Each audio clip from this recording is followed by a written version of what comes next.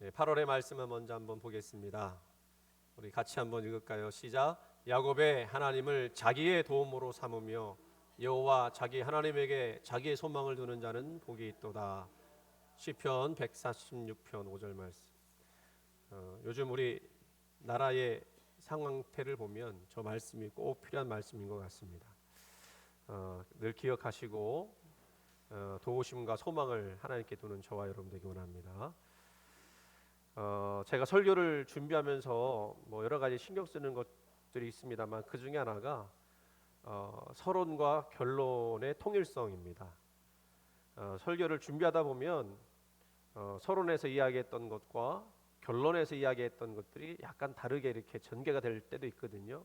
그래서 준비하면서 앞의 말과 뒤의 말이 틀리지 않는가를 살펴봅니다.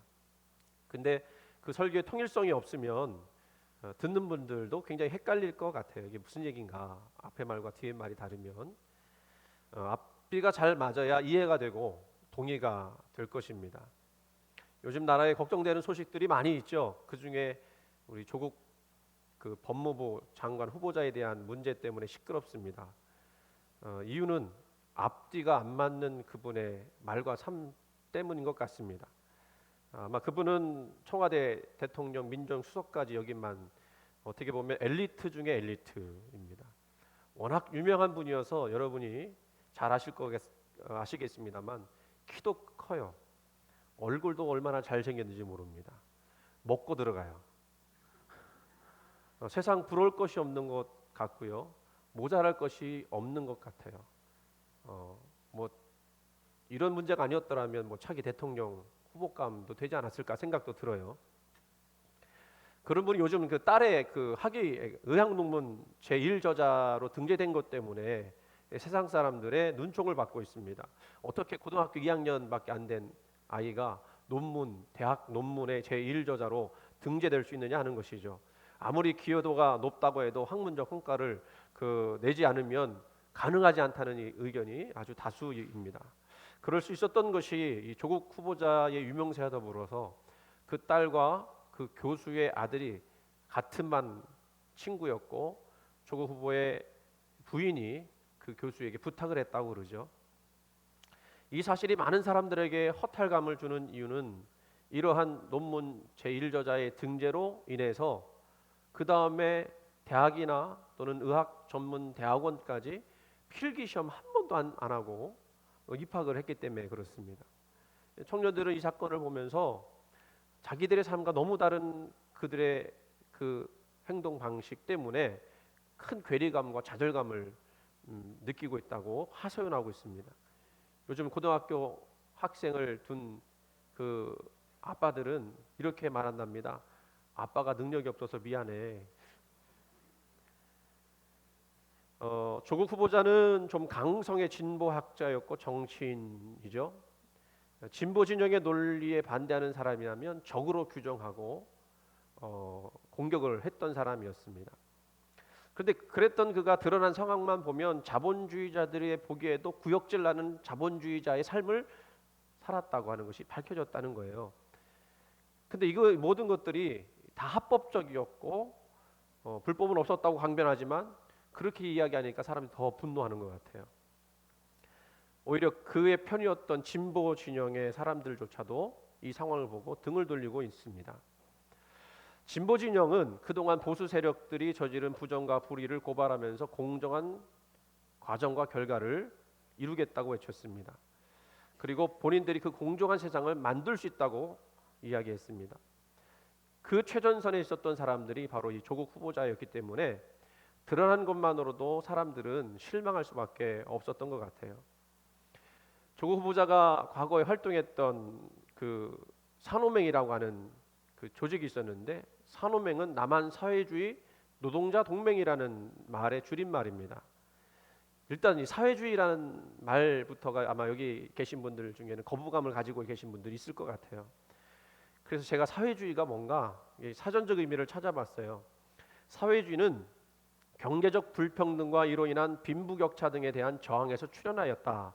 이들은 자본주의 사회에서 나타난 여러 사회적 모순과 병폐의 원인을 개인주의로 보고 사적 이윤 추구를 목적으로 하는 사적 소유 및 자유 경쟁을 반대하였다.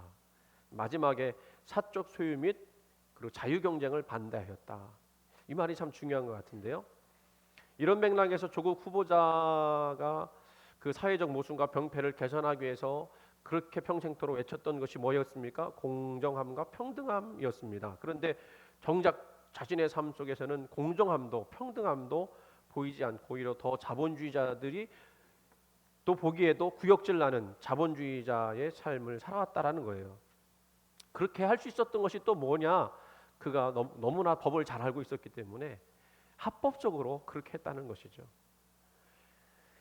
대중은요, 만약 그가 처음부터 자본주의의 가치를 받아들이고 개인의 노력과 그 보상을 인정해주는 그런 사람이었다면 지금처럼 더 분노하지는 않았을 것 같아요. 왜요? 뭐 조국 후보자만 그랬습니까? 우리가 알고 있는 황교안 총리도 그랬었던 사람이고요. 뭐 여러 가지 따지고 보면 다 비슷비슷해요. 그런데 더 조국 후보자한테 그렇게 분노하고 실망하는 것은 그가 말했던 것과 너무 다르기 때문에 그렇죠. 이렇게 되니까 생각해 보면 그동안 나와 다른 의견을 가졌다고 해서 적으로 규정하고 뭐 친일파라고 이야기하고 적폐 세력이라고 얘기했던 그 조국 후보자의 모습이 과연 누구를 정죄할 만한 사람이었는가? 과연 누구를 정죄할 만큼 그 사람은 흠도 없고 도덕적 올바름도 가지고 있었던 사람이었는가? 묻지 않을 수 없다는 것이죠. 로마서 2장 1절 말씀에 이런 부분을 놓고 우리에게 경고하시는 말씀이 있습니다. 그러므로 남을 판단하는 사람아, 누구를 막론하고 네가 핑계하지 못할 것을 남을 판단하는 것으로 내가 너를 정죄함이니 판단하는 내가 같은 일을 행함이니라. 조국의 적은 조국이라고 그래요. 조국이 말한 그 말 가지고 조국 후보자를 다 심판할 수 있다는 겁니다. 그런데 여러분, 이 말씀을 그저 그냥 조국 후보자한테만 적용해 볼 것이 아니라 우리 자신에게도 적용해 봤으면 좋겠어요. 조국 후보자를 예를 들어서 말씀했지만 조국 후보자가 그 이야기가 바로 우리들의 이야기일 수도 있기 때문입니다. 우리는 사실은 모두 다 흠도 많고 실수도 많은 사람들이에요. 과거보다 훨씬 도덕적인 삶을 살기는 하지만 그렇다고 완전한 그런 삶도 아닙니다. 비록 과거보다도요, 교육을 더 받고 그리고 도덕적인 훈련을 받아서 좀 더 나은 삶을 살아가는 것 같지만, 그래서 좀 더 나은 방법으로 살아가는 것 맞습니다만 그 나은 방법이라는 게요, 가만히 생각해 보면 오히려 합법적인 방법으로 더 탐욕을 일삼는 것이었다는 것입니다. 인간의 욕망은 그 욕망하는 순간부터 제어하기가 힘든 법이죠. 그리고 오늘 말씀을 통해서 우리 스스로에 대해서 깨닫는 바가 있기를 원하고요. 그리고 우리가 이런 사회 상황을 통해서 우리 스스로가 또 회개하는 시간 되었으면 좋겠습니다. 오늘 본문의 내용은 예루살렘 성전 마당에서 일어난 특별한 사건이 너무나 잘 알고 있는 사건입니다. 어느 날 사람들이요, 가늠한 여자를 현장에서 붙잡아서 예수님 앞으로 데리고 왔습니다. 그리고 모세의 율법으로 하면 이런 여자는 돌로 쳐서 죽이라고 하는데 선생님 생각은 어떻습니까? 물어보는 거예요. 이들 이런 질문을 한 속 의도가 있었습니다. 어찌하든지 예수님을 십자가에 못 박아 죽이기 위한 올모로 사용하기 위해서 그랬어요. 이 시험은 예와 아뇨의 둘 중에 어느 쪽도 선택하기 어려운 질문이었습니다. 왜냐하면 돌로 쳐 죽여라 그러면 로마의 법을 어기게 되는 것인데요, 로마의 법을 어기게 되면 잡혀가겠죠. 반대로 쳐 죽이지 말라 그러면 모세의 법을 어기게 되는 것이기 때문에 사람들의 비난을 받을 수밖에 없습니다. 이래도 걸리고 저래도 걸리는 그런 질문이었어요. 그 당시 이스라엘은요, 로마의 식민지였기 때문에 로마 사람 외에는 사람을 재판하거나 사형 집행을 할 수가 없었습니다. 그래서 만약 예수님이 죽이라 했다면 로마법에 어기게 되는 것이고 정부에 잡혀갈 것이고, 반대로 죽이지 말라고 했다면 모세율법을 정면으로 부정하는 것이기 때문에 유대 사회, 그 유대 종교에 의해서 심판받게 될 것입니다. 한마디로 예수님은요, 외통수에 걸린 거예요. 어떻게 빠져나가셔야만 될까요? 성경을 보니까요, 예수님 그 순간에 몸을 굽히 사 손가락으로 땅에 무언가를 쓰셨다고 말씀하고 있습니다. 왜 그 순간에 글씨를 쓰셨을까요? 어떻게 해야 되나 생각하시러 쓰셨을까요? 또 쓰셨다면 무슨 글씨를 쓰셨을까요? 거기 있던 사람들의 그 마음을 꿰뚫어 보시고 그들의 죄를 하나하나 적으셨을까요? 그 순간 예수님의 그 행동이 참 궁금합니다. 저 나름대로 생각해 보니까 거기 있던 사람들의 그 과열된 감정을 좀 누그러뜨리기 위해서 그렇게 하지 않으셨을까 생각해 봐요. 그런데 예수님 그렇게 손가락으로 글을 쓰시고서 일어나셔서 아주 중요한 말씀을 던지시죠. 무슨 말씀이었습니까? 너희 중에 죄 없는 자가 먼저 돌로 치라. 예수님의 말씀은 참 놀라운 그런 말씀이었습니다. 이 말을 들은 사람들은요, 순간 흠칫하고 놀랐을 거예요. 돌을 던져 칠 수도 없고 또 그렇다고 든 돌을 그냥 내려놓고 나가다니 창피하기도 할 것이었습니다. 예수님은 이 순간에 이 말씀을 던지시면서 그 예수님을 시험에 빠뜨렸던 바리새인들과 사두개인들을 다시 함정에 빠뜨리시고 본인은 나오셨어요. 참 기가 막힌 예수님의 말씀이었던 것이죠. 그런데 말씀은 이렇게 하셨지만 예수님이 단순히 이 상황을 모면하기 위해서 지혜롭게 그 대답을 하셨던 것이었을까요? 그러지 않았던 것을 우리는 잘 압니다. 예수님 말씀을 그 말씀의 포인트를 어디에 두었을까를 생각해 봅니다. 먼저 돌로 치라 하는 것에 포인트가 있었을까요? 아니면 죄 없는 자의 포인트를 두셨을까요? 돌을 들어 치려 했던 사람들에게는 먼저 돌로 치라는데 포인트가 있는 것처럼 처음은 생각했을 것입니다. 그런데 다시 생각해 보니까 그 말씀을 다시 곱씹어 보니까 전제가 있어요. 그 전제에 먼저 포인트를 둬야 한다는 것을 깨닫게 됩니다. 그 전제가 뭐죠? 죄 없는 자. 죄 없는 자가 돌로 치라 라고 하는 거였고, 그것은 과연 죄 없는 자가 너희 중에 있느냐라고 하는 되물음이었습니다. 사람들은 항상 돌을 들어 누군가를 칠 것인가 말 것인가 생각하며 사는 것 같아요. 왜냐하면 그렇게 하는 것이 자기의 도덕성과 윤리성을 돋보이게 할 수가 있을 뿐만 아니라 한편으로는 자기가 심판자로서 위치에서 그 쾌감을 느낄 수도 있기 때문에 그래요. 제가요 페이스북을 잘 안 합니다. 하면 너무 거기에 이렇게 그 글들 보는데 정신을 팔리고 시간을 너무 뺏겨서 안 보는데, 엊그저께는 그냥 조금 시간이 남아서 페이스북을 봤어요. 제가 아는 분들의 글들을 보는데요, 페이스북은요 보이지 않는 전쟁터더라고요. 보수와 진영이 아주 첨예하게 나눠져 갖고요 막 싸움을 하는 거예요. 그런데요 서로 대화하는 게 아니라 일방적으로 글을 올리고 또 일방적으로 그 글에 대해서 답변을 올리고 이런 식으로 전개가 되더라고요. 근데 무서워요. 이 글이라는 게 얼마나 무서운지, 글로 사람을 죽이기도 하고 살리기도 하더라고요. 그걸 보면서 저는 무서워서 나왔어요. 이 무서운 세상이 여기 따로 존재하는구나. 그 나와 버렸어요. 그걸 보니까요 사람들은요 마치 자기는 하나도 죄가 없는 것처럼, 도덕적 흠결이 하나도 없는 것처럼 그렇게 막 글을 올리는 것 같아요. 저는 그게 너무너무 마음이 아프더라고요. 여러분, 먼저 우리가 알아야 될 것은 뭐겠습니까? 우리가 남의 죄를 벌하거나 또는 용서할 만한 신앙과 인격을 온전히 갖췄느냐라는 질문 앞에 우리 당당하냐 이거예요. 로마서 3장 10절 말씀 보면 의인은 없나니 하나도 없으며라고 말씀했습니다. 다시 말해서 나는 죄가 없다, 나는 의인이다 라고 말할 사람은 결단코 이 세상에는 한 사람도 없다는 뜻입니다. 다만 드러난 죄인이 있을 뿐이고 드러나지 않은 죄인이 있을 뿐입니다. 오늘 말씀으로 보면 드러난 죄인은 이 가늠한 여인이고요, 드러나지 않은 죄인은 서기관과 바리새인들입니다. 이런 유명한 이야기가 있습니다. 아마 여러분도 들어보셨을 것 같아요. 이태리에 나폴리의 부왕으로 유명했던 오스나 총독이 어느 날 바르셀로나의 죄수선을 순시할 때 일입니다. 총독은 그 자리에서 죄수 한 명 한 명을 부르면서 어떤 경위로 이곳에 들어오게 됐느냐 물었습니다. 그랬더니 그들은요 한결같이 나는 억울하게 이곳에 들어왔습니다라고 호소를 했습니다. 그런데 그 중에 어떤 한 사람만이 자기 죽을 죄를 지어서 여기에 들어왔다고, 그저 처자식을 굶여 죽지 않게 하기 위해서 하면 안 되는 줄 알면서도 도적질을 했다고 눈물을 흘리며 후회했습니다.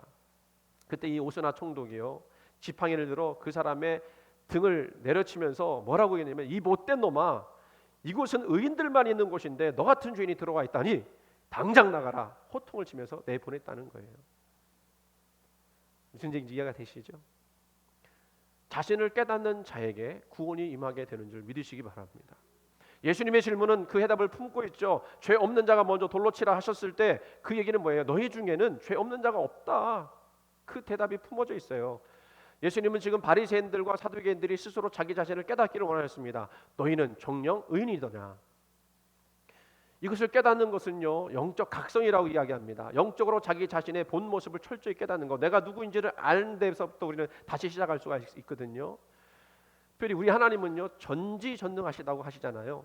우리의 과거와 현재와 미래를 다 아시며 우리의 겉과 속을 다 아시는 분이십니다. 우리의 행동 하나를 다 아시고 행동의 이유도 아시고 그 심리도 아십니다.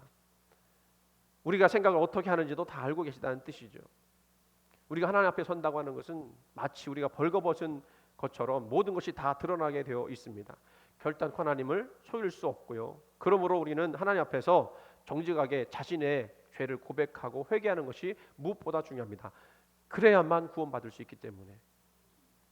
조고 후보자는요, 모든 것이 합법적이었다고 말합니다. 정말 그런 것 같아요. 보니까 얼마나 법을 잘 이용해서 그렇게 했는지 불법이 별로 없는 것 같아요. 그리고 잘 몰랐다고 합니다. 이렇게 되는지를 잘 몰랐다고 하죠. 그 항상 정치인들이 하는 거 아닙니까? 우리 집사람이 다 알아서 했다고 그러고. 그러나 잠언 28장 13절 말씀 보니까 자기의 죄를 숨기는 자는 형통치 못하나 죄를 자복하고 버리는 자는 불쌍히 여김을 받으리라. 하나님 우리를 불쌍히 여기시기를 간절히 원합니다. 설교 제목을 경계인이라고 했어요. 경계인이라고 하는 것은 일반적으로 성질이 크게 다른 두 개 이상 집단에 또는 사회에서 동시에 속하여서 그 때문에 행동의 기준적 틀이 대단히 불안정한 사람을 말합니다. 그러니까 이렇게도 못하고 저렇게도 못하는 사람을 경계인이라고 그러는 거예요. 우리는 어떤 면에서 이 경계인에 속하지 않는가 싶습니다. 하나님의 나라와 세상 나라의 경계인. 우리가 비록 하나님 나라에 소속된 천국 백성이지만 또 자칫 잘못하면 순식간에 세상 나라로 떨어져서 죄인 가운데 살아갈 수밖에 없는 불완전한 존재, 그게 경계인. 저는요, 제 자신을 보면서 나도 경계인이구나 하는 생각을 많이 생각해요. 구원받았다고 하면서도 여전히 죄 가운데서 아직도 헤매고 있는 내 자신을 보면서 내가 경계인이구나 자백하지 않을 수 없습니다. 여러분은 어떠신가요? 여러분도 마찬가지지 않습니까? 그렇게 우리가 누구를 정죄할 수 있겠습니까? 판단할 수 있겠습니까? 우리가 남을 정죄하거나 판단하는 것은 사실은 너무 쉬워요. 왜요? 드러난 죄가 뻔히 보이니까. 마치 현장에서 가늠한 여인이 어떻게 할 수 없을 만큼 죄가 드러났기 때문에 그 여인을 심판하고 정죄하는 건 너무 쉽습니다. 그러나 여러분, 자기를 돌아보고 성찰하고 내가 죄인인 것을 고백한다고 하는 것은 어렵습니다. 왜냐하면 나는 나를 너무 좋게 보려고 하는 경향이 있기 때문에. 그렇게 어려운 것이지만, 그러나 어렵지만 자신의 본질을 밝히 볼 때 그때 하나님의 용서하심과 그리고 거기에 따른 영적 죄함이 있다라는 것도 우리가 깨달아야 할 줄로 믿습니다. 여러분, 그래서 우리는 내가 죄인인 것을 고백해야 돼요. 그래야 구원받을 수 있어요. 내가 그냥 내가 죄인이구나라고 하는 그냥 막연한 그 고백이 아니라 내가 정말 하나님 앞에서 모든 것이 밝게 드러났을 때 부끄러운 것이 없는가를 생각해 보면서 내 죄를 고백하게 되어야 할 줄 믿습니다. 그래야 하나님이 용서하시는 거예요. 그리고 다 잊으시는 거예요. 여기서 오늘 우리가 무엇보다 깨달아야 할 것 중요한 것이 또 한 가지가 있습니다. 그것은 우리가 사람을 보는 시각이 바뀌어져야 한다는 거예요. 예수님은 가늠하다가 잡힌 여인에게 말씀하시죠. 나도 너를 정죄하지 아니한다 말씀해 주셨습니다. 예수님은 그 여인의 죄가 얼마나 큰지 작은지를 따지기보다는 그 여인을 생각하면서 이 여인도 용서받아야 될 사람이다라는 것을 생각하셨어요. 한번 생각해 보세요. 우리가 이 시대에도 가늠하다 현장에 잡힌 여자를 보면서 그 여자를 나쁘다고 이야기하고 죽일 뭐라고 얘기를 하잖아요. 그렇게 판단할 수도 있는 그런 모습인데 그때 당시는 이 여인이 얼마나 큰 죄를 범한 그런 여인이었겠습니까? 그런데 예수님이 얼마나 큰 죄를 졌느냐 안 졌느냐 그거를 따지기보다는 이 여인도 구원받기를 원하셨다는 거예요. 나도 너를 정죄하고 싶지 않다. 예수님은 이 여인을 돌로 칠까 말까 하는 그 군중 속에서 홀로 이 여인의 영혼에 관심을 가지고 계세요. 오늘 저와 여러분의 영혼에도 우리 주님 그렇게 관심 갖고 계신 줄 믿습니다. 그도 용서받을 죄인이라는 것을 아셨어요. 그리고 용서하셨습니다. 우리가 이 시대에 가져야 할 용기가 있다면 바로 용서하는 용기 아닐까요? 왜냐하면 이 용서가 그녀를 살렸기 때문에 그렇습니다. 오늘 이 시대는요 서로 죽이고자 서로 달려드는 시대인 것 같아요. 내 뜻과 반대되는 사람 무조건 잘못됐다고 정죄하는 시대가 되었습니다. 그러니까 서로 죽이려고 하는 거죠. 그러나 우리 믿는 사람들은 이런 세상 가운데 사람을 살리는 사람이 되어야 할 줄 믿습니다. 정죄하기보다는 용서해야 될 줄 믿어요.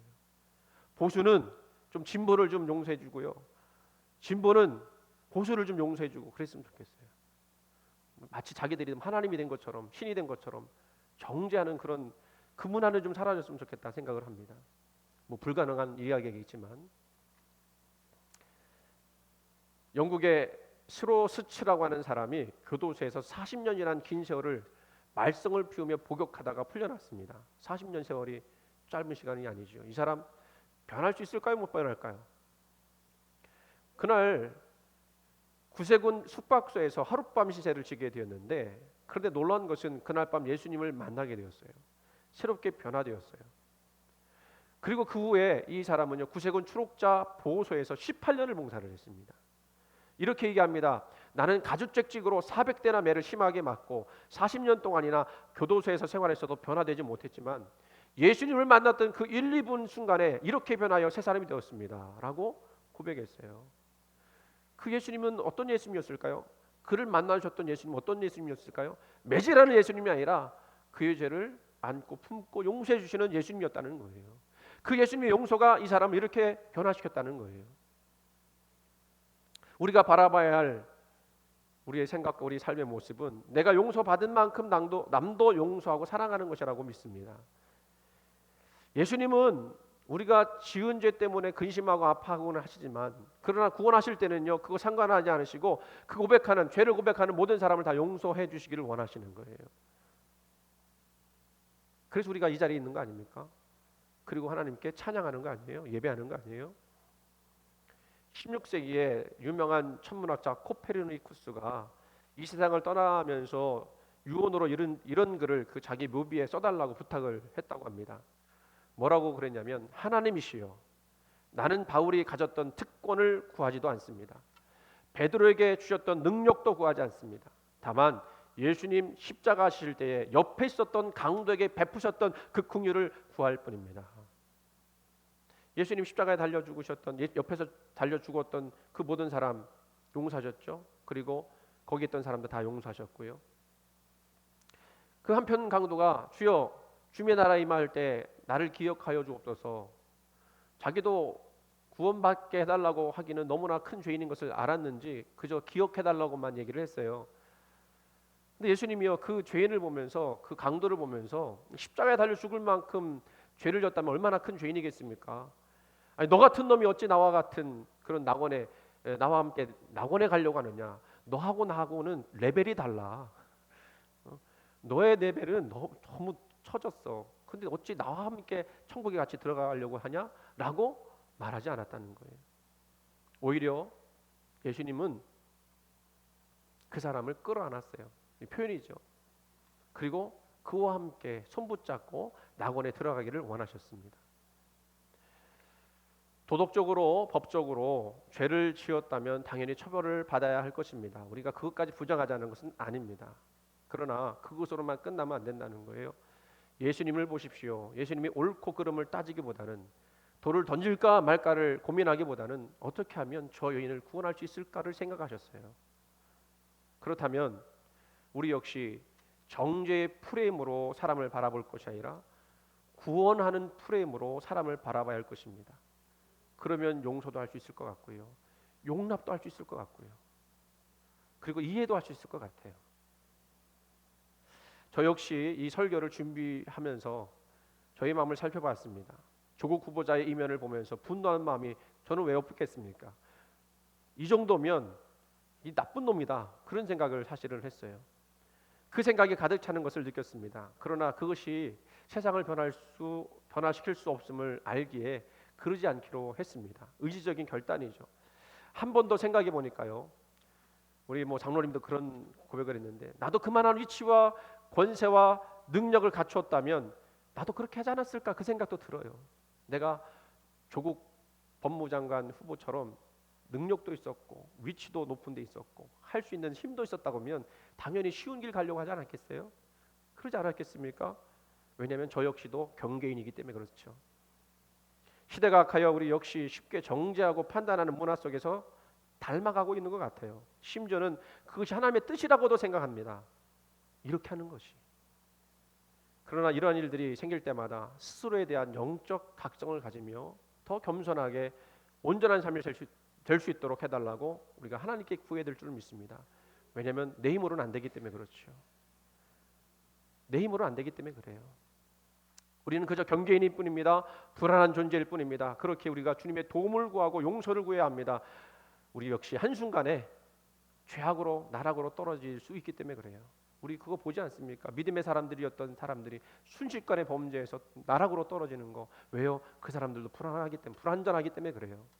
그러니 우리는 시대가 악한 것을 알고 정신을 차려서 기도해야 할 줄 믿습니다. 정신을 차리려면 기도하고 주님의 뜻이 무엇인지 항상 살피면서 내가 이 상황에서 이 시대 가운데 어떻게 행동하며 어떻게 살아가야 할지를 구해야 될 줄 믿습니다. 정죄하기보다 나 자신을 먼저 깨닫기를 원하고요. 그리고 더 나아가서 모든 영혼을 구원하시기를 원하시는 하나님의 마음을 품을 수 있기를 소원합니다. 무엇보다도 오늘 이 시간 용서하시는 주님을 만나 기쁨과 자유함을 누리시는 저와 여러분 되시기를 주님의 이름으로 간절히 축원을 드립니다.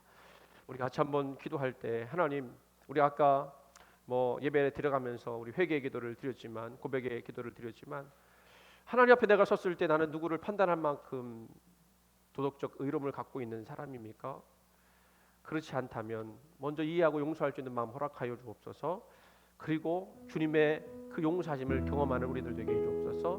우리 같이 한번 통성으로 기도하겠습니다. 하나님 아버지 감사합니다. 오늘도 우리를 사랑하여 주셔서 하나님의 귀하신 은혜와 능력으로 우리를 새롭게 하시고 우리를 변화시켜 주시고 우리 새 사람 되게 하시고 구원하셔서 그 구원의 은혜 가운데 설 수 있도록 인도하시니 감사를 드립니다. 하나님, 우리가 누구를 정죄하고 판단하는 그 판단으로 우리가 결국은 우리가 판단받을 수밖에 없다는 사실을 알게 하여 주옵소서. 분노하고 또 우리에 대해서 일어나야겠지만, 그러나 주님 그 이후에 우리가 용서하는 마음, 그 영혼을 바라보며 그도 구원받아야 할 사람인 것을 깨닫고 용서할 수 있는 우리들 다 되게 도와주시옵소서.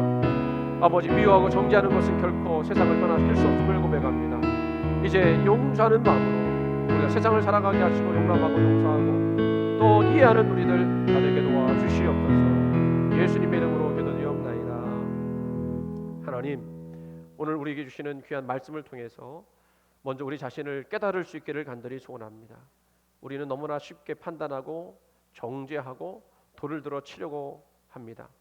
이런 세상 가운데 예수 그리스도의 뜻이 무엇인지, 이 땅에 오셔서 죄인들을 용서하셨던 그 마음이 무엇인지 깨닫고 우리 자신을 살펴보며 용서하셨던 주님과 같이 우리도 용서하며 나가는 모든 모습들 되게 해 주시옵소서. 감사드리며 사랑 많으신 예수님 이름으로 기도드리옵나이다. 아멘.